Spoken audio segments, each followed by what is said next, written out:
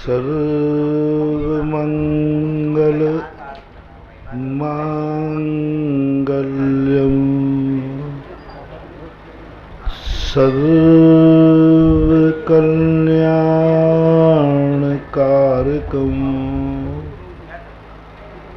प्रधानम सर्वधर्माणां जैनं जयतु शासनम् जैनं जयतु शासनम् जैनं जयतु शासनम्। पंच परमेष्टि भगवान की, आचार्य श्री गुरुवर कुंद कुंद महाराज की, आचार्य श्री गुरुवर विद्यासागर महाराज की।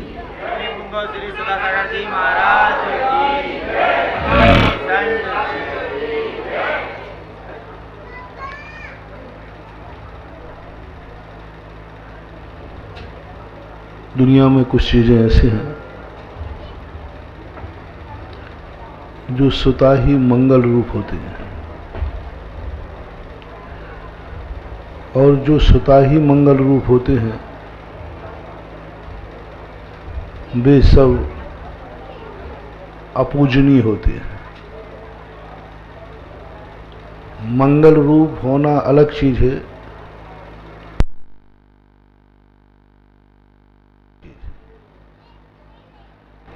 जो पूजनीय हैं वे सब मंगल रूप हों ऐसा कुछ, और जो मंगल रूप हैं वे सब पूजनीय हो ऐसा कोई नियम नहीं। बहुत सारी वस्तुएं ऐसी होती हैं जिनका देखना दर्शन परम मांगलिक होता है, उपस्थिति मांगलिक होती है, लेकिन वे पूजनीय नहीं होती, वंदनीय नहीं होती। कैसी विचित्रता है। दूसरों के लिए मंगल रूप हैं, स्वयं के लिए बहुत दुखदायी है। अपने स्वयं ऐसे पाप कर्म के उदय में अपनी जिंदगी जी रहे हैं, बहुत निकृष्टतम पाप कर्म के उदय, जिनकी शास्त्रों में बड़ी निंदा की। स्वप्न में भी व्यक्ति उस पर्याय को नहीं चाहता, लेकिन क्या उनका निमित्त है? मंगल रूप है। दुखी आदमी मंगल रूप, पापी आदमी मंगल रूप, पाप का स्वरूप भी है, पापमय है, द्रव्य से, गुण से, पर्याय से, सब तरफ से, तो भी वह मंगल रूप है। दूसरों के लिए मंगल है, स्वयं कष्ट में बैठा है। इसके दो भेद, एक चेतन और एक अचेतन। हाथी जब सामने से आता है मंगल रूप है, और स्वयं लेकिन वो पूजनीय नहीं है, त्रियंच गति का जीव है, दुख भोग रहा है। त्रियंच गति का दुख, त्रियंच गति पाप प्रकृति है। त्रियंच गति के दुख घोड़ा मांगलिक है, स्वप्न में भी दिख जाए, स्वप्न में भी घोड़ा दिख जाए, हाथी दिख जाए, वृषभ दिख जाए, ये मंगल रूप है। लेकिन स्वयं देखो इनकी शास्त्रों में चर्चा क्या है? वद वंदन आदिक दुख घने, कोट जीवते जात न भने। यानी इतने दुख उठा रहा है, इतना दुख उठा रहा है, भूख का, प्यास का, सब दुख उठा रहा है, लेकिन दूसरों के लिए मंगल है। स्वप्न में भी दिख जाए तो मंगल है। ऐसे ना जाने कितने चैतन्य रूप हैं जिनके शास्त्रों में मांगलिकता के लिए प्रसिद्ध है। एक इंद्रिय तक में मांगलिकपना है, स्थावर है, स्थावर पाप प्रकृति है, लेकिन फूल फल मंगल रूप होते हैं। श्रीफल मंगल रूप है, लेकिन स्वयं बेचारा स्थावर है, सबसे निकृष्टतम कोई पाप प्रकृति है तो स्थावर है, और स्थावर पाप रूप है, लेकिन श्रीफल दूसरों के लिए मंगल रूप। और स्वयं देखो कितना पाप का फल भोग रहा है, कितना बड़ा पापी होगा पहले पूर्व जन्म में। बताते हैं कि बहुत बड़ा जो पापी होता है वो स्थावर पर जाता है। देवता भी यदि बहुत ज्यादा गृद्धता होती है, तह से चय थावर तन धरे, यो परिवर्तन पूरे करे, ऐसा आता है। अब देखो स्थावर पर्याय है श्रीफल की, लेकिन मांगलिक है। फूल स्थावर है, मांगलिक है। 100 फलों में कितने फल हैं जो मंगल रूप होते। एक इंद्रिय पर्याय मंगल रूप होना, जब मैंने सोचा कि हे भगवान, इस सृष्टि की क्या विचित्रता है। एक इंद्रिय पर्याय तो सबसे निकृष्ट पर्याय है, लेकिन वो जगत के लिए परम मांगलिक। आज श्रीफल देखो कितनों का मांगलिक करते हैं। संसार में, अपने भारत में तो श्रीफल के बिना किसी का मंगल होता ही नहीं। हर कार्य में क्या? श्रीफल। कोई भी कार्य करो सब श्रीफल श्रीफल श्रीफल। लेकिन श्रीफल से पूछो, रे तू बड़ा पुण्यात्मा जीव है, देख सारा जगत तेरे बिना पूजा होती नहीं, तेरे बिना मंगल होता नहीं। श्रीफल रो रो के कहता है तुम्हारा सबका मंगल हो, लेकिन मेरी तो स्थावर पर्याय है, मेरा तो कुछ नहीं है। किंचित मात्र भी उस श्रीफल को पुण्य की अनुभूति नहीं होती, किंचित मात्र भी पुण्य की अनुभूति नहीं। कभी उसको स्वप्न में भी ऐसा भाव आ जाए, स्वप्न तो आते ही नहीं उनको, कि मैं कितना मांगलिक हूं कि लोग मेरी पूजा में काम लेते हैं, मैं भगवान के चरणों में चलता हूं, लोगों का मांगलिक करता हूं, उसको तो दुख का अनुभव, अनंत दुख। कर्म फल चेतना में जी रहा है। 3 प्रकार की चेतना है, कर्म, कर्मफल और ज्ञान चेतना। कर्मफल चेतना सबसे निकृष्ट, कुछ नहीं कर सकता। कर्मफल जैसा कर्म करेगा कराएगा, प्रतिकार नहीं कर सकता। एक इंद्रिय जीव भाग नहीं सकता, बच नहीं सकता, जो कर्म कराएगा वो करेगा। कर्म फल चेतना हमारे शास्त्रों में सबसे निकृष्ट चेतना कही। और कर्म फल चेतना स्थावर जीवों की होती है, एक इंद्रिय जीवों की। जल अग्नि वायु वनस्पति जो होते ना, इनकी होती है। त्रस जीवों से कर्म चेतना चालू होती है, और ज्ञान चेतना सिद्धों में होती है। कर्म चेतना में अपन सब जीते हैं। 2 इंद्रिय से लेकर के 14वें गुण स्थान तक सब कर्म चेतना है। कर्म चेतना का अर्थ है कुछ पुरुषार्थ। कर्म का अर्थ अष्टकर्म नहीं लेना। कर्म का अर्थ है कुछ कर सकता है। यहां अग्नि आ रही है, दूर के चला जाएगा, चींटी भी बच जाती। यानी अनिष्ट से बचने का उपक्रम और इष्ट को प्राप्त करने की शक्ति जिसमें आ जाती है, उसे कर्म चेतना बोलते हैं। 14वें गुण स्थान तक चलती है। सिद्धों में जाकर के ज्ञान चेतना प्रकट होती है। पूज्यवर कुंद भगवान ने श्री पंचास्तिकाय में लिखा, पाणित मणिकंटाणम नानम बिंदंती जे जीवा। जो 10 प्रकार के प्राणों से अतिक्रांत हो गए हैं, वे ज्ञान चेतना का अनुभव करते हैं। अपना मूल प्रसंग है कर्म फल चेतना।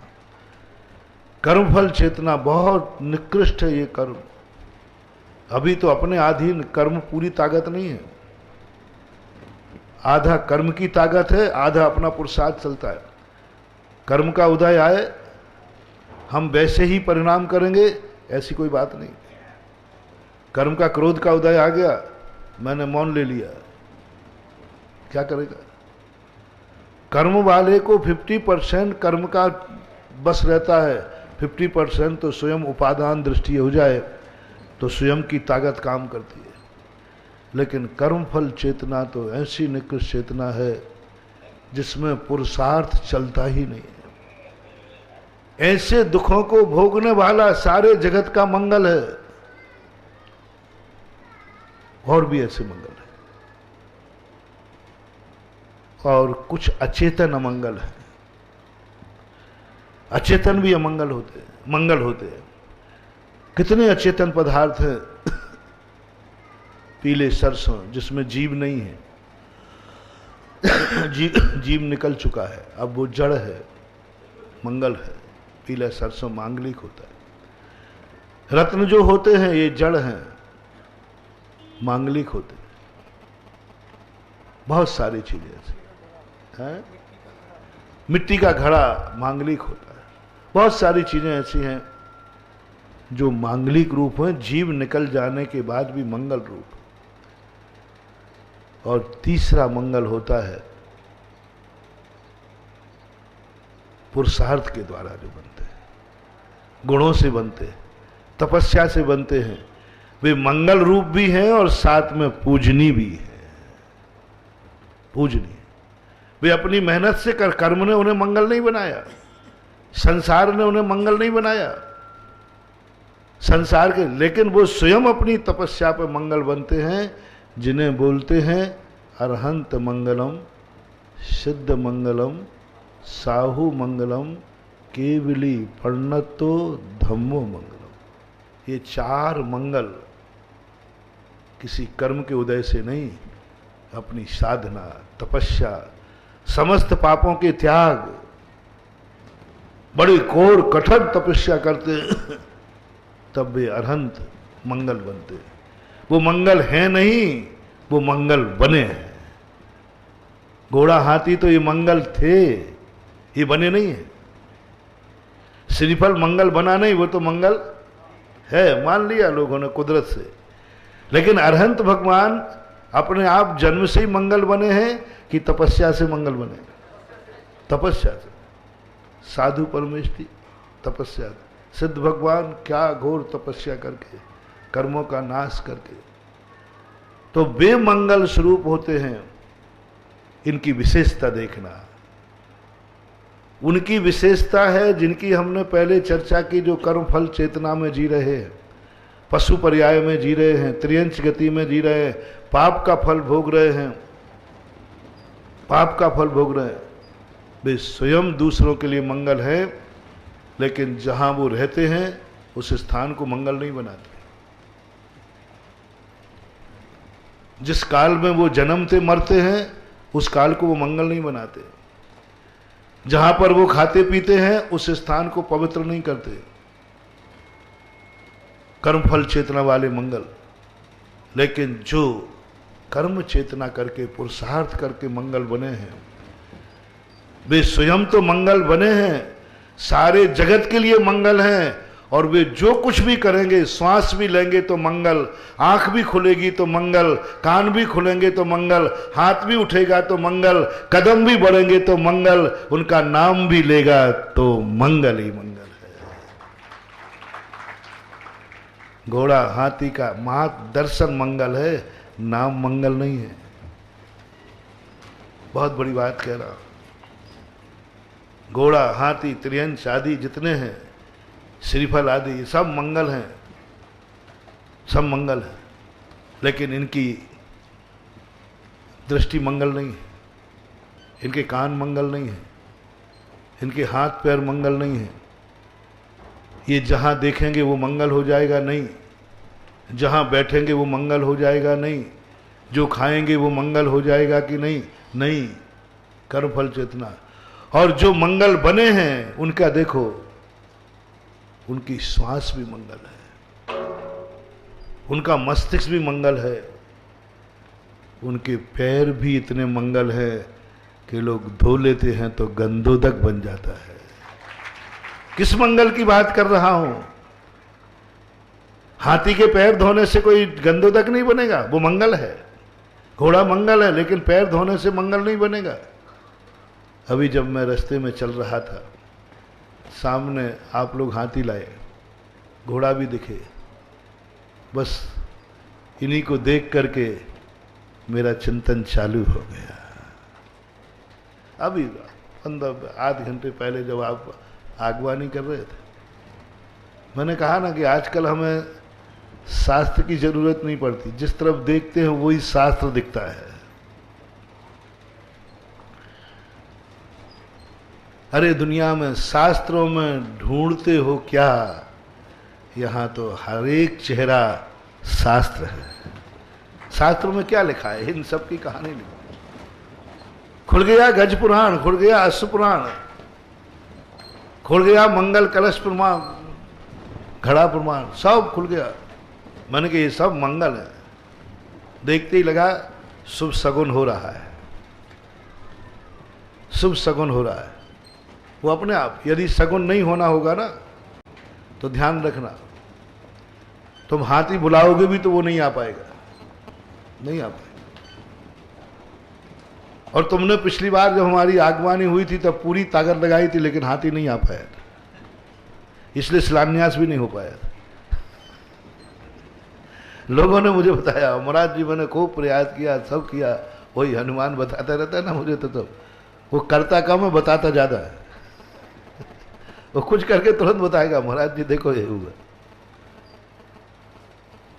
तो मैंने कहा कि सगुन तो हो गया, इतने जल्दी हाथी आ सकता है, केकड़ी वाले मानव श्रावक होकर इतने जल्दी नहीं आ पाए।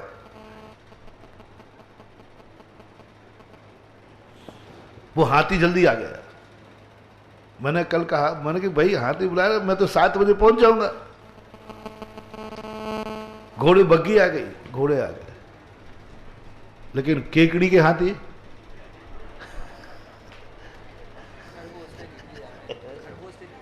हाँ खरगोश धीरे धीरे आ रहे, नहीं आ पाए, क्योंकि वो एक अपने आप में सगुन है।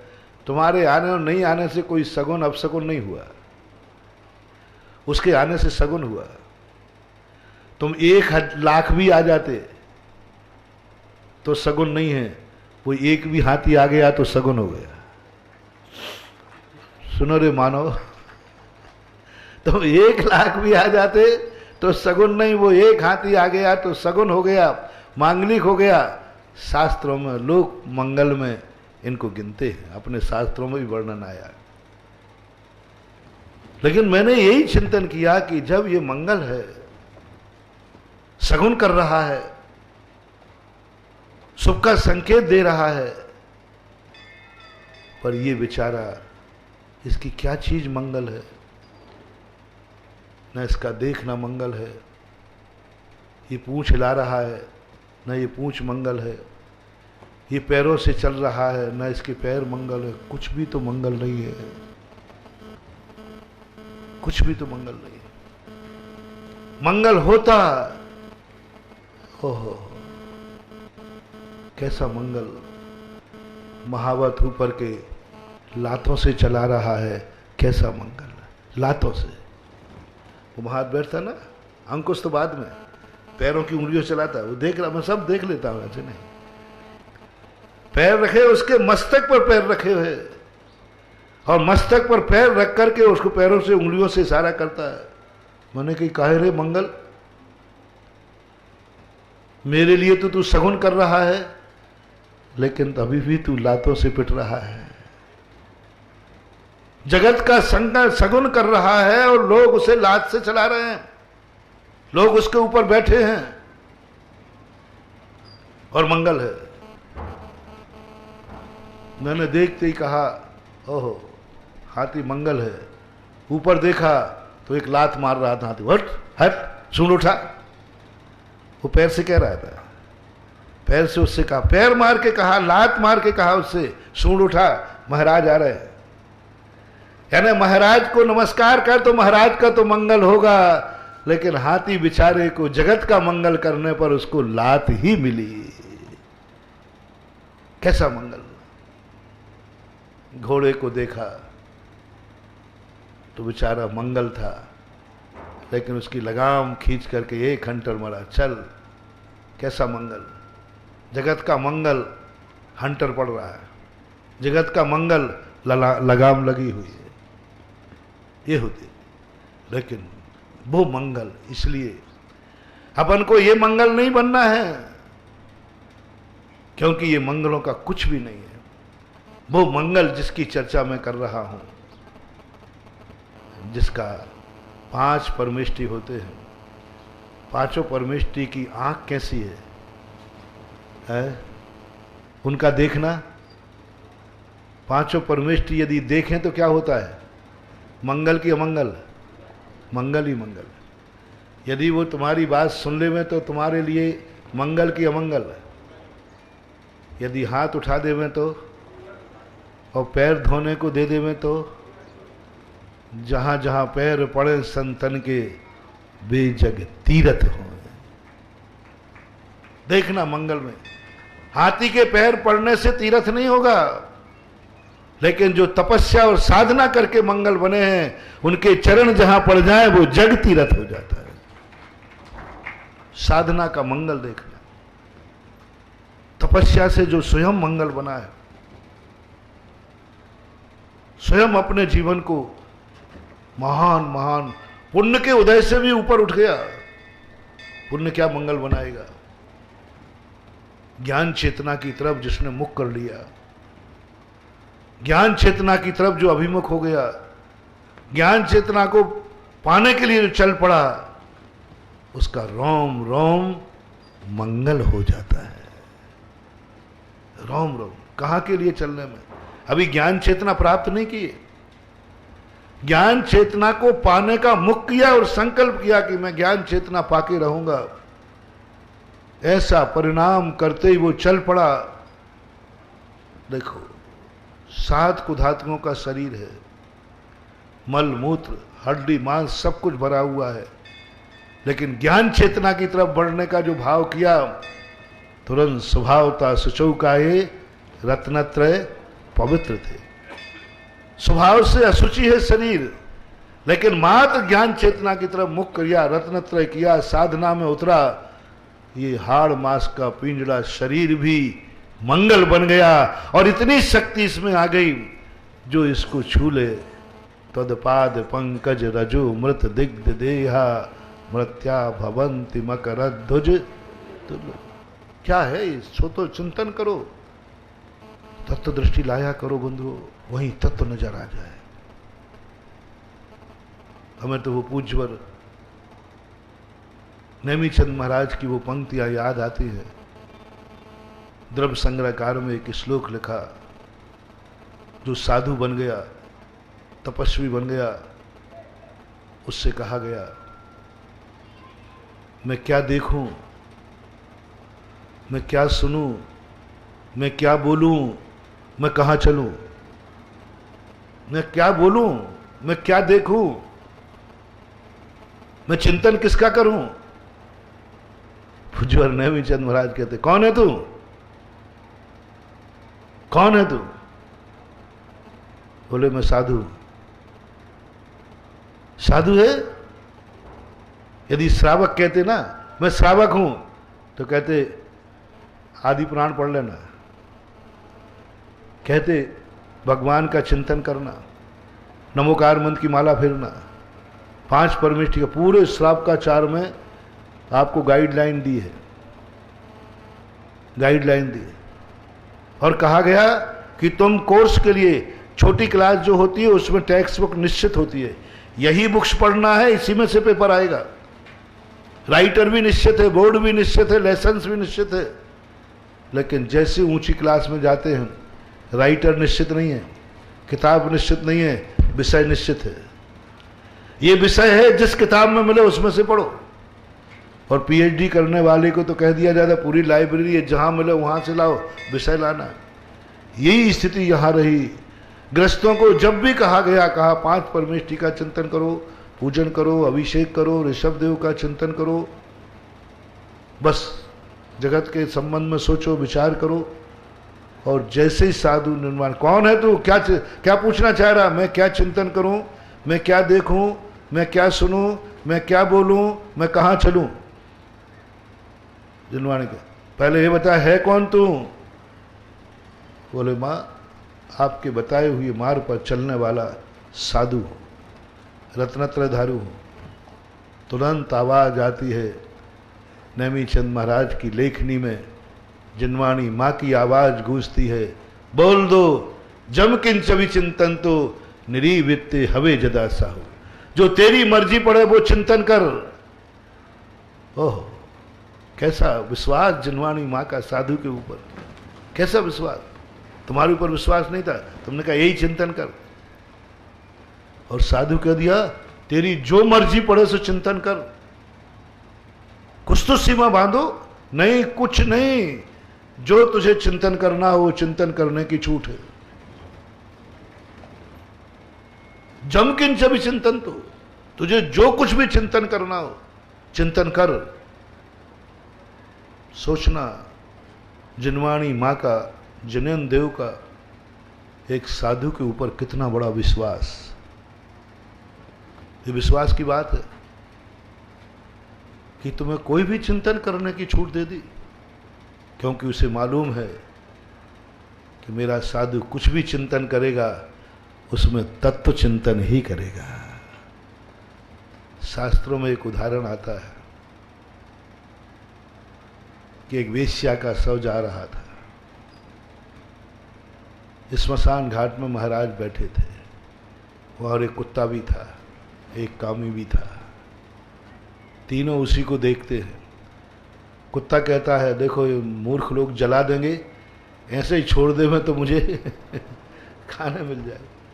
कामी कहता अरे ये सुंदर वेश्या मेरे से कैसे बच गई, धिक्कार है मुझे, मैं ऐसी वेश्या को भोग नहीं पाया। तीसरी दृष्टि मुनिराज की वहां उठती है। तीसरी दृष्टि मुनिराज की उठती है। वो देखते ही कहते हैं ओहो, इसने मनुष्य गति पाई, इतना उच्च आर्यखंड पाया, इसने जिंदगी व्यर्थ गंवा दी। काश यदि ये आरिका बन जाती तो कितना बड़ा काम होता। कैसी दृष्टि है साधु की। वेश्या में आरिका दिख गई, पापिन नहीं दिखी, पापी नहीं दिखी। क्या दिखा, यदि आरिका बन जाती, मनुष्य पर्याय पाकर के, वस्तु एक है कि तीन बोलो, और दृष्टि, जगत अच्छा है कि दृष्टि अच्छी है, सृष्टि अच्छी बुरी है कि दृष्टि अच्छी बुरी है। ओ महाराज को तत्व चिंतन, धर्म ध्यान, हारिका बन जाती। वेश्या में हारिका दिखना ये किसी की बस की बात नहीं है। मैं आपसे पूछता हूं, क्या किसी पापन को देख करके क्या संसारी व्यक्ति इतनी पावन पर्याय का चिंतन कर सकता है? नहीं, यही आएगा, पापन है, दुष्टन है, जो भी आप लोग कहेंगे सब आएगा। लेकिन महाराज की दृष्टि में आरिका दिख गई। कहां से पर्याय आरिका बनने लायक थी और इसने पापों में घुमा दी। बस ये उदाहरण इसलिए दिया कि जिनवाणी मां ने कहा है कि मुझे अपने मुनि पर विश्वास है कि यदि वो गणिका को भी देखेगा तो उसमें भी उसे आरिका ही दिखेगी। जो कुछ भी, मैं क्या देखूं? बोले जो तुझे देखना है देखना। साधु की आंख जिस पे उठ जाती है, बोलो कैसा लगता है आपको? बोलो ना, है? अरे महाराज जी ने देख लिया, बहुत अच्छा हुआ, बहुत अच्छा लगता। और साधु जब तुम्हें देखता है तो कोई ना कोई तत्व चिंतन करता है। ऐसे ही सुनना, तुम्हारी कोई बात साधु सुन ले तो आपको अरे मजा आ गया, आज महाराज ने मेरी बात सुन ली, और करके तत्व चिंतन कर लेता हूं कि इसने क्या सुनाया। सब जगह एक ही बात, कुछ भी तुम करो। तुम कहां जाओगे? बोले जहां चलना है वहां चला जाओ। हम लोगों का दिग्व्रत तो देश व्रत नहीं होता, गृहस्थों का दिग्व्रत तो देश व्रत होता है। प्रतिदिन नियम करना पड़ता है। एक तो करो तो जिंदगी में इस स्थान से बाहर नहीं जाऊंगा, और प्रतिदिन करो आज तुम कितना चलोगे, आज तुम कौन सी दिशा में जाओगे। लेकिन मुनियों की तरफ से दिग्व्रत देशव्रत उठा दिया। तुम्हारी कोई दिशा नहीं होगी, कोई सीमा नहीं होगी, तुम तीन लोक में कहीं भी विचरण कर सकते हो, क्योंकि तुम जहां भी विचरण करोगे वहां धर्म ध्यान ही करोगे और दूसरे को कराओगे। और गृहस्थ को यदि छूट दे दें तो, यदि तुमसे कह दिया जाओ तुम भी कहीं घूमो, तो अमेरिका जाओगे तो क्या करोगे? क्या करोगे? अमेरिका भेज दूं तुम्हें, क्या करोगे? गार्डन घूमोगे, बुरे भाव करोगे, तुम भी बुरे होगे और दूसरे को भी बुरा करोगे।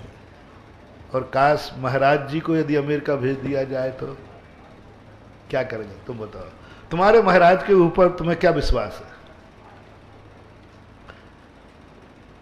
तुम्हारे महाराज के ऊपर, तुम्हें अपने अपने गुरु के ऊपर क्या विश्वास है? जिसका जो गुरु, यदि सोचो कभी वो अमेरिका चले जाएंगे नहीं, चिंता नहीं करना, इट में भी पॉसिबल, यदि चले जाए तो तुम्हारा गुरु वहां क्या करेगा?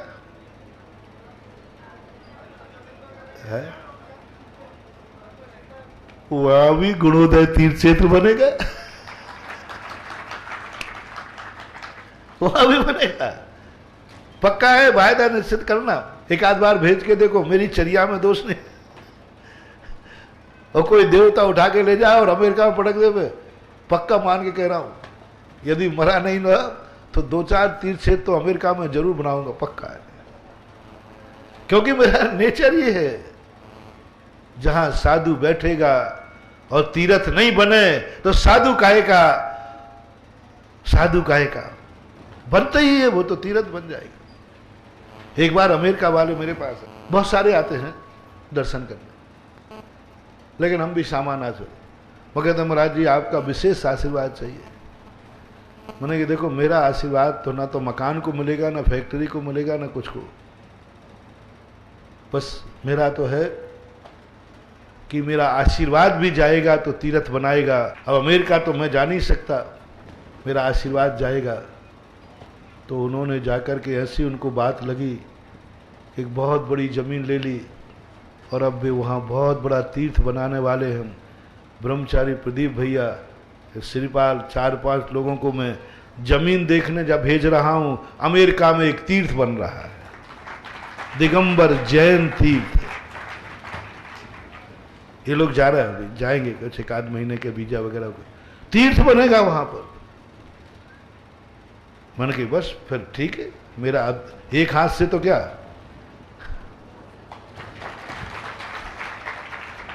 साधु का वचन भी निकलेगा, मुंह से निकलेगा तो साधु भी धन्य होगा और जो सुनेगा उसका भी बेड़ा पार होगा। क्योंकि ये साधना और तपस्या के बल पर मंगल स्वरूप हुआ है, ना कि कर्म से हुआ है, काल लब्धि से नहीं हुआ, अपने आप नहीं हुआ, अपने आप नहीं हुआ, जगत के कहने से नहीं हुआ। सारा जगत मांगलिक मानने लगा तो हाथी को जगत मांगलिक मानता है। इतने मंगल हैं, वे जमीन से निकल जाए तो तीर्थ बन जाए, आकाश से उतर जाए तो पाषाण भी भगवान बन जाए, साधना में उतर जाए तो हाड़ मास का शरीर भी अरहंत बन जाए। क्या है ये चेतना? ज्ञान चेतना की तरफ मुख मत कर लो, पाने का संकल्प कर लो और एक कदम आगे बढ़ा दो, मंगल ही मंगल है, मंगल ही मंगल है। बैठे तो मंगल, जहां साधु बैठ जाता है वो निषद्धी का मंगल हो जाती है। शास्त्रों में आया कि तुम किसी साधु की वंदना करने गए और साधु विहार कर गया तो ये पूछो कि साधु बैठा कहाँ था।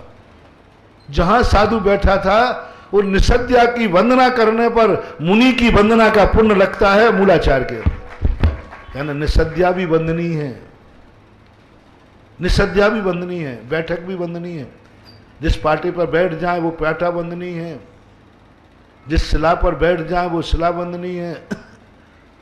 पूज्यपाद स्वामी ने तो गजब कर दिया, हमने तुम्हें आदेश दिया ये कार्य नहीं करना, ये करना, मुंह से बोलना पड़ा, आदेश देना पड़ा, उपदेश देना पड़ा। लेकिन पूज्यपाद स्वामी कहते उपदेश तो छोड़ो, अवाग विसर्गम वपुषा निरूपयन्ति आचार्य वर देवा मोक्ष मार्ग।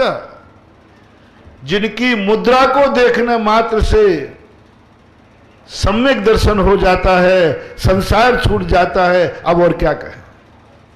बोलना चालना तो बहुत बड़ी बात है, कितने मार्ग से अवाग विसर्गम, बिना बोले, वपुषा निरूपयन्ति, शरीर से ही जो बोल रहे हैं, वचनों से नहीं, वचनों से नहीं, आंखों से नहीं, वचनों से नहीं, आंखों से नहीं, हाथ से इशारा नहीं, शरीर से जो बोल रहे। कैसी मुद्रा, कैसा रत्नत्र है, जिनका शरीर मात्र से देखने से सारे उपदेश होते हैं। आपकी मूर्ति कौन सी बोलती है, लेकिन क्या भजन गाया आपने? अंग अंग निरखो जिन वर के, जिनसे झलके शांति हो। वचनों की सुनने के बाद शांति होना तो समझ में आता है, समझ में आता है। महाराज ने उपदेश दे दिया, प्रवचन दे दिया, भगवान की वाणी समझ में आ गई, ये तो समझ में आता है। लेकिन क्या बोल रहे हो उसमें? अंग अंग निरखो जिनवर के। अभी बोल नहीं रहे भगवान, मात उनके शरीर के एक एक अंग को देखो, जिनसे झलके शांति अपार। कैसा है ज्ञान चेतना का संस्कार, अंग अंग पावन हो गया, अंग अंग शांति। और मंदिर में मूर्ति तो बोलती नहीं, बिना बोले तुम्हें बताओ क्या क्या मिलता है, ये तो बता दो। आदिनाथ के दरबार में भगवान बोलते ही नहीं, लेकिन अपन को आम से मतलब की गुठली। ये बताओ, बिना बोले यदि भगवान को बिना बुलाए काम चले तो बुलवाना चाहिए क्या? बताओ, बिना बोले भगवान से क्या क्या मिल रहा है? लाखों लोगों का उद्धार हो रहा है। बिना बोले ही भगवान के दर्शन करते जीवन धन्य हो रहा है। तुम्हारा होवे या नहीं होवे, तो मैं तो भगवान से कहता हूँ, भगवान बोलने का कष्ट मत उठाना, गर्मी बहुत है, हमें तो आपके दर्शन से ही वो मिल रहा है जो जीवन में समेट नहीं पा रहा हूँ। कितना मिल रहा है, क्या नहीं मिल रहा है, क्या नहीं मिल रहा।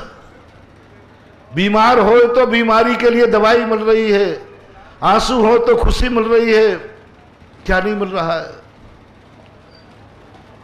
कितने हजारों लोग यहां शांति धारा करके जीवन धन्य कर रहे हैं। और आज से असीम भक्तांबर पाठ करके ना जाने कितने लोग, और वो बोलेंगे नहीं, आप बोलोगे। उनके बोले बिना अपने बोलने मात्र से यदि अपने काम हो जाए तो इससे बड़ा अतिशय और चमत्कार क्या होगा। आज से असीम भक्तांबर पाठ शुरू होने वाला है। असीम भक्तांबर, भगवान बोलेंगे नहीं, भक्त बोलेगा। भगवान नहीं बोलेंगे, भगवान नहीं बोलेंगे, भक्त बोलेगा। निर्वाणा मुद्योत कम दलित पापितमो वेतान सम्यक प्रणम्य जिन पाद युगम युगादा वालंबनम भव जले पतताम जनान। ये भगवान बोलेंगे आज के तुम लोग बोलोगे, अपन लोग बोलेंगे, बोलो ना, अपन बोलेंगे। बस भगवान के सामने बोलेंगे तो ये मांगलिक होगा, अनंत मांगलिक। मांगलिक तो वैसे ही है, लेकिन भगवान के सामने बोलेंगे, वो भी गुणोदय के आदिनाथ भगवान के अतिशयकारी मूर्ति के सामने होंगे। हमारी वाणी जो एक सामान्य है, हमारी वाणी में कोई मंगल नहीं है, लेकिन जैसे ही हम भक्तांबर भगवान के सामने बोलेंगे, तैसे ही हमारे मुख का निया हुआ भक्तांबर अनंत शक्तिमान हो जाएगा भगवान के सामने। देखो इनकी महिमा, देखो सामने मात्र से यदि ये भक्तांबर एक बार बोल दे मैं तो मजा आ जाए। नहीं, भगवान कहते क्यों बुलवाता है, मेरा मोहन तोड़वाता है, मेरे सामने बैठ जा। पूज्यवर मानतुंग आचार्य महाराज ने एक श्लोक और कहा भक्तांबर में कि ये भगवान मेरी तो बुद्धिया बिना विविधार्जित पाद पीठ आदि ऐसे ही कुछ आया।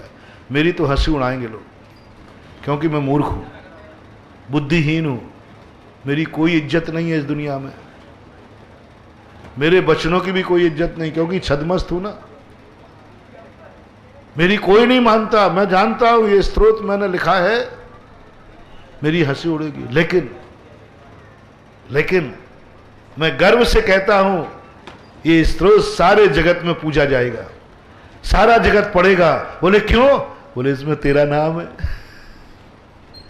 देखना क्या बात हो गई, गजब। मानतुंग आचार्य को जब मैं चिंतन करता हूं, मैं तो उनको 100 बार नमस्तु करता हूं। भगवान क्या आपने भगवान को भी छका दिया। देखो कितनी बड़ी निंदा की थी कि मैं जो कुछ लिख रहा हूं, बड़े बड़े विद्वान मेरी हंसी उड़ाएंगे, लेकिन ये दावा कहता हूं ये बुद्धिहीन के द्वारा लिखा हुआ स्तोत्र भी सारे जगत में पूजा जाएगा, प्रशंसा। क्यों? बोले इसमें आपका नाम है। और उदाहरण क्या दिया?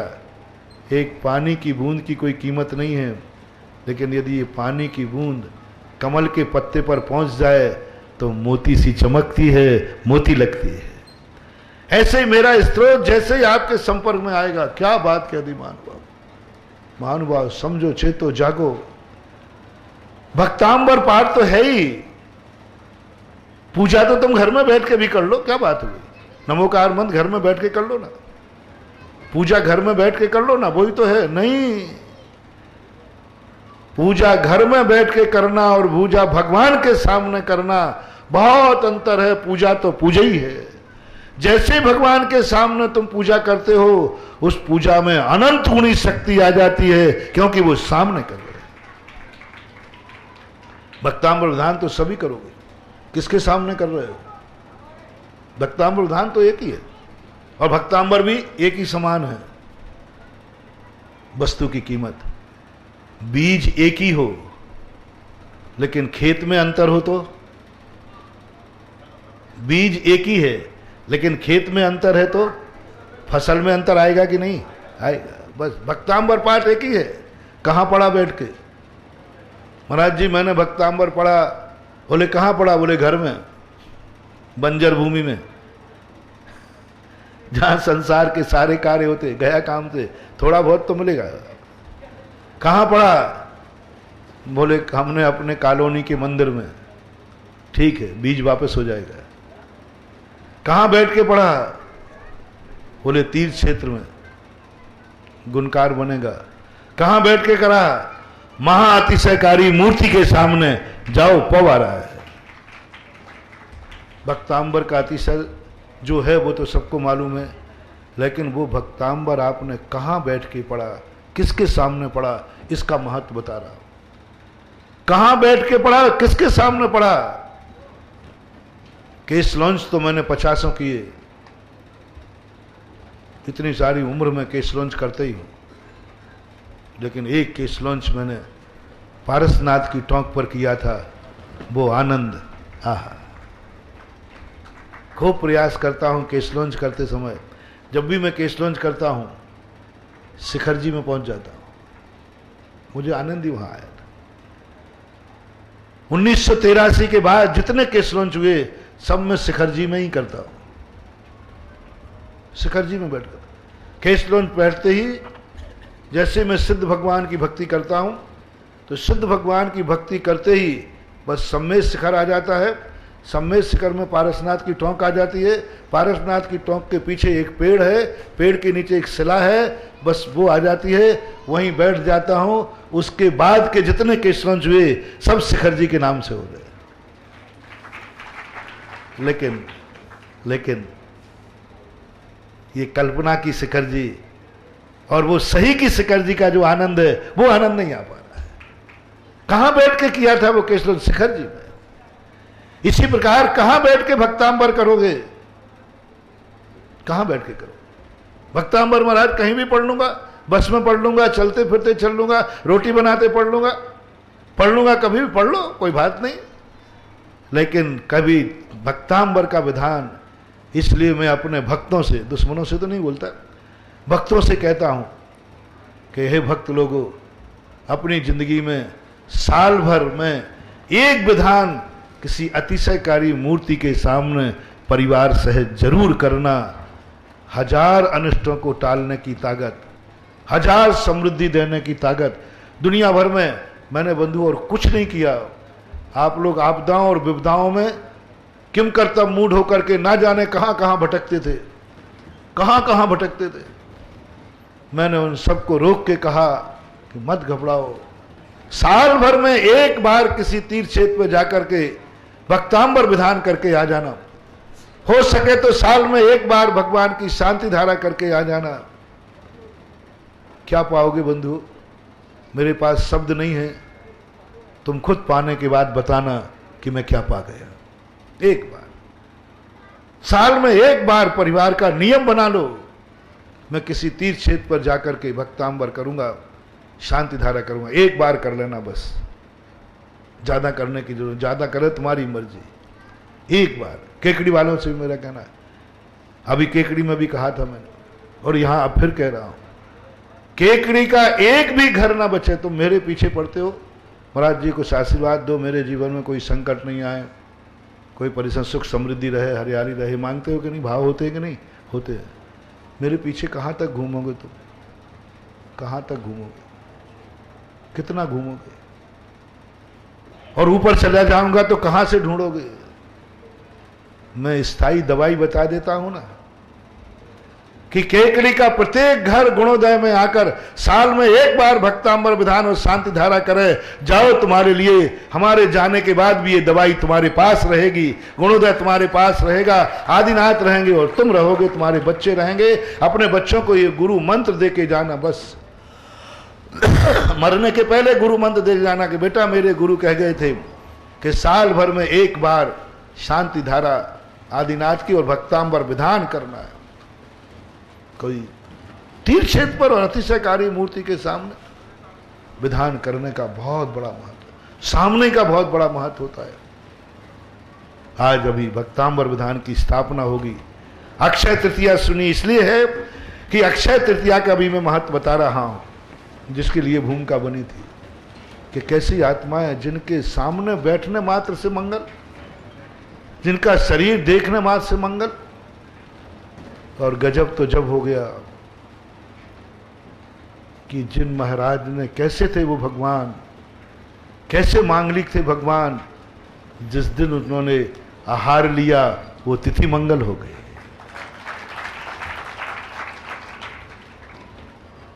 जिस राजा के हाथ से आहार लिया वो राजा अमर हो गया, जिनवाणी में नाम। सबसे बड़ी तिथि आदिनाथ भगवान के पहले भी ये तिथि थी कि नहीं?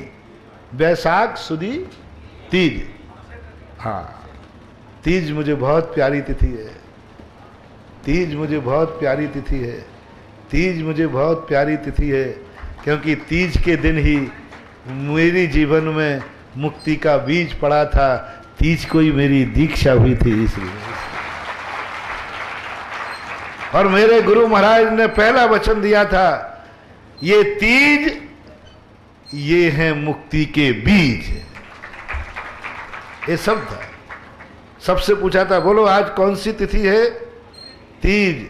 तो लो, ये हम 5 महाराज थे, ये 5 मुक्ति के बीज है, इसलिए वो तिथि तीज का ध्यान आ गया। तो आज कौन सी तिथि है? तीज। आदिनाथ के पहले भी थी, कौन जानता था? थी, एक तिथि थी, एकम दोष तीज। लेकिन क्या हो गया? कैसा मांगलिक प्रभु कि आज तीज को आहार लिया, करोड़ों सागरों पर्यंत हो गए। कितने वर्ष हो गए भैया ऋषभ देव को आहार लिए, दीक्षा लिए? कुछ कम 1 कोड़ा कोड़ी सागर, कुछ कम 1 कोड़ा सागर, यानी असंख्यात वर्ष। असंख्यात वर्षों के बाद भी आज भी ये बैसाख सुदी तीज इतनी पावन है, इतनी पावन है कि लोग भूले नहीं। तुम्हारे परदादा की मरने की तिथि कौन सी है कैलाश जी? माणिक चंद जी के पिताजी की। माणिक चंद जी नहीं पूछा, वो तो मैं बता दूंगा। माणिक चंद जी के पिताजी और दादा की पुण्यतिथि कौन सी है? नहीं याद। आजकल तो लोग जीते ही जी भूल जाते हैं, है ना? पापा की पुण्यतिथि भूल जाते हैं। कितनी तिथियां अपन को याद रहती हैं? नहीं रहती ना। और क्या था इस तिथि में कि असंख्यात वर्ष के बाद भी सारा जगत आखातीत को नहीं भूला। सारा जगत आखातीत को नहीं भूला। कितने दिन हो गए? असंख्यात वर्ष। ऐसा क्या प्रभु की मांगलिकता थी कि वो तिथि इतनी अमर हुई, इतनी अमर हुई कि असंख्यातों वर्ष के बाद भी आज सारे जगत में आखातीत को स्मरण किया जाता है। किस नाम से? आज प्रभु ने आहार लिया था, अक्षय तृतीया। और नाम क्या रख दिया इसका? आखातीत, अक्षय तृतीया, यानी अक्षय हो गई। ये तिथि कभी मरने वाली नहीं है, समाप्त होने वाली नहीं है। यानी भगवान आहार लेवे तो पावन, जिस दिन ले लेवे उस दिन पावन, जहां ले लेवे वो पावन, और जो ले लेवे वो पावन। अन्न तो सभी की अंजलि में जाता है, लेकिन महाराज की अंजलि में जाते ही कैसा लगता है बोलो ना। रोटी जा रही है कि हार जा रहा है? दान जा रहा है, दान। दान मानते हैं लोग, भोजन नहीं मानते। दान है, मैं दान दे रहा हूं, आहार दान। आज अक्षय तृतीया के दिन, यानी ये इनकी साधना 1000 साल तक तपे हैं, 10 भवों से तपे हैं, और इस तपस्या का परिणाम 6 महीने तक ध्यान किया है, 7 महीने तक कर्मों से मोर्चा लिया है। ऐसी अद्भुत तपस्या के माध्यम से मद ज्ञान चेतना को पाना है। इसका परिणाम ये निकला कि उनकी वह तिथि पावन हो गई। आज अक्षय तृतीया के दिन गुणोदय तीर्थ क्षेत्र के मूल नायक का शिलान्यास हो रहा है। बहुत बड़ी तिथि। मेरा भावना है जिस तीज पर भगवान ने आहार लिया था वो तिथि आज तक अमर हो गई। और आज के दिन जिस मंदिर का शिलान्यास हो रहा है, ये मंदिर भी हजारों लाखों करोड़ों वर्षों तक जीवित रहेगा, अक्षय रहेगा, क्योंकि जैसा काल वैसा कार्य। काल मंगल है, इतना मंगल है। अक्षय तृतीया, इक्षु रस की पारणा आती ना, इक्षु रस्सी की पारणा, आखातीत महान, ऐसा ऐसा बोलते अब। जय हो आदिनाथ भगवान। अपन तो है सार्थक आदिनाथ हो गए हम। और काकताली न्याय से मंदिर भी आदिनाथ के। अक्षय तृतीया भी बिना सौदे का मुहूर्त हमेशा। सारे जैनी नहीं, अजैन आखातीत को क्या मानते हैं? अजूब मुहूर्त है, कोई सोचने की जरूरत नहीं। अक्षय तृतीया, और आज अक्षय तृतीया के दिन आदिनाथ भगवान का जनालय, वो भी गुणोदय तीर्थ क्षेत्र में हाईवे पे सामने। ले बम्बई वाले हैं, दुनिया तो बम्बई जाकर दुनिया को भूल जाती, धर्म को भूल जाती, और तू बम्बई में रह करके भी धर्म नहीं भूला। यही तेरी भावी होनहार है। किसी को बोलते जल से भिन्न कमल, कीचड़ में कादे में हेम अमल। शहरों में जाकर, हाँ हाँ, यही तो बात है। यानी वहां जाकर के दुनिया भूल जाती है, सब कुछ भूल जाती है। और वहां जाने के बाद तुम्हारा ये संस्कार रहा कि कमाया तुमने वहां और गमाया तो अपने मूल स्थान आदिनाथ के चरणों। बता रहे भैया कि आरोन के हैं मध्य प्रदेश। आज तुमने उस बुंदेलखंड की लाज रख दी कि बुंदेलखंडी कहीं भी जाएगा, लेकिन धन कमाएगा, ज्ञान कमाएगा, लेकिन संस्कार तो। वो बताते हैं इनके घर से भी कोटा के है, और एक जिस कोटा परिवार से हैं, वो कोटा परिवार का कहीं ना कहीं उस स्थान से संबंध है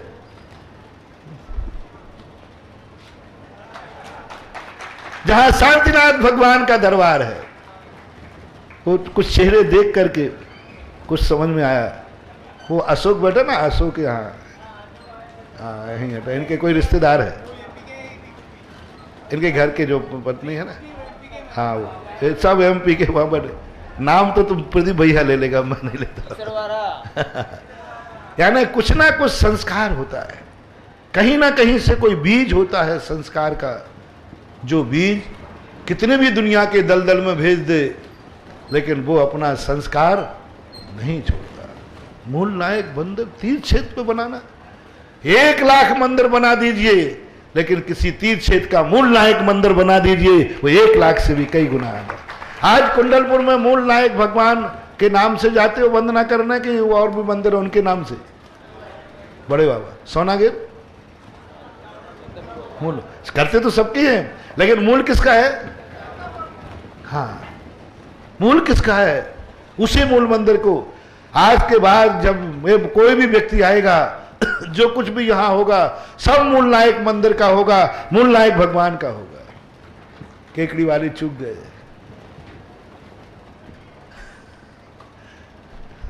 नमक तो छिड़कूंगा,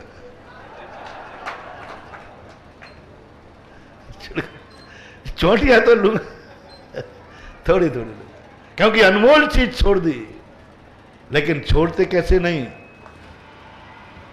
राकेश बाबू का पुण्य इतना तेज था कि तुम्हारे पुण्य को उसने धक्का देकर अपने पुण्य को स्थापित कर दिया। बताते हैं कि बिल्ली के भाग से छींका टूट जाता है, एक मुहावरा है हिंदी में। यानी बिल्ली भूखी थी, अब उसके लिए दही खाना, अब वो कैसे खाए, ऊपर टंगा है, ऊपर कैसे टंगा, कहते उसका भाग्य देखो ऐसा था कि उसी समय बिल्ली के भाग्य से वो टीका छूट गया और बिल्ली को खाने मिल गया। राकेश बाबू की जिंदगी में यही हुआ, बिल्ली के भाग्य से टीका टूट गया और ऐसी निधि मिल गई। आज अपन शिलान्यास भी करेंगे और दूसरा सबसे बड़ा काम अपन को करना है। आज यहां पर 3 काम होना है। एक तो शिलान्यास, भगवान को अपनी निर्दोष वेदी पर विराजमान करना। तीसरा अक्षय भक्तांबर पाठ निधि। अक्षय भक्तांबर पाठ में सबसे बड़ी विशेषता आज के बाद नंद्यावर्त की स्थापना और मुद्रा की स्थापना होगी। जो भी भक्तांबर करेगा उसको एक नंद्यावर्त और एक स्वर्ण मुद्रा, रजत मुद्रा वहां स्थापित करना पड़ेगी। और ये नंद्यावर्त की स्थापना साल भर आदिनाथ भगवान के चरणों में रहेगा। और इसी तिथि में अगली साल जब आप विधान करने आओगे तो ये नंद्यावर्त आपको दिया जाएगा और दूसरा नंद्यावर्त स्थापित होगा। यानी आप 50 साल जिंदा रहे, 50 साल तक प्रतिवर्ष तुमने विधान किया तो आपके घर में 50 नंद्यावर्त और 50 आदिनाथ भगवान की मुद्रा होंगी। आप अपने बेटों को जमीन जायदाद की वसीयत देना, सब कुछ देना। ये 50 नंद्यावर्त और 50 मुद्राएं जरूर देना। ये मेरे आदिनाथ की वसीयत है, ये मेरे गुरु की वसीयत है, वो जरूर देखें। मेरी भावना है कि मेरा भक्त जहां संसार में कहीं भी रहता हो अपने बेटों को जो वसीयत देवे सो देवे, खूब देवे, लेकिन साथ में तीर्थ क्षेत्रों पर स्थापित नंद्यावर्त ये भी देवे। देख बेटा, मैंने 50 साल में 50 बार भक्तांबर किया है, नंद्यावर्त की स्थापना की है, ये वसीयत मैं तुझे देता हूं। चाहे तो इसको मिटा देना, चाहे तो मैंने 50 किए हैं, तू 150 कर देना। मैंने 50 सौंपे हैं, तू अपने बेटे को 50 + 100 150 सौंप के जाना और अपने बेटे से कहना बेटा मैंने 150 किए हैं, तू 250 करके जाना। और पता चले कि 1000 वर्ष तक तुम्हारी 7वीं पीढ़ी पर 1000 नंद्यावर्त और 1000 सिक्के तुम्हारे वसीयत में बढ़ते जाएं। ये वसीयत दे रहा हूं तुम्हें, ये वसीयत दे रहा हूं नंद्यावर्त, जो आप अपने बच्चों को देंगे, सुरक्षित रखेंगे, तिजोरी में रखेंगे, तिजोरी में उच्च स्थान पर रखेंगे कि ये नंद्यावर्त बेटे को सब जायदाद कहना बेटा देख उच्चासन पर रखा है। ये वसीयत मुझे भगवान से तीर्थ क्षेत्र से मिली थी, गुरु के निर्देशन में मिली थी। रजिस्ट्रार गुरु थे, रजिस्ट्रार होता ना वो वसीयत लिखते, रजिस्ट्री मजिस्ट्री होती है। आदिनाथ की संपत्ति गुरुजी ने रजिस्ट्री की थी मेरे नाम और अब मैं इसको ट्रांसफर करता हूं। हो सके तो अपने बेटे को वसीयत देने के बाद यहीं लाना और कहना प्रभु आपकी मैंने हर साल भक्तांबर किया है, शांति धारा की है, अब मैं वह वसीयत जो आपके चरणों से मिली थी मैं अपने बेटे को सौंपता हूं और अगली साल से मेरा बेटा भक्तांबर को आएगा। और कमेटी ने ऐसा नियम बना दिया कि तुम नहीं भी आ पाओ, मरने के बाद भी तुम्हारे नाम का भक्तांबर यहां होता रहेगा। मरने के बाद भी तुम्हारी शांति धारा होती रहेगी। जो तीर्थ रक्षक बन गए ना, वे मर जाए कोई फर्क नहीं पड़ता, लेकिन मरने के बाद भी जब तक तीर्थ क्षेत्र रहेगा उस शांति धारा वाले का नाम हर साल उस तारीख में बोला जाएगा। और भक्तांबर नंद्यावर्त की स्थापना उस तारीख में तुम्हारे नाम से की जाएगी। ऊपर भी चले जाओगे तब भी नंद्यावर्त स्थापित होगा।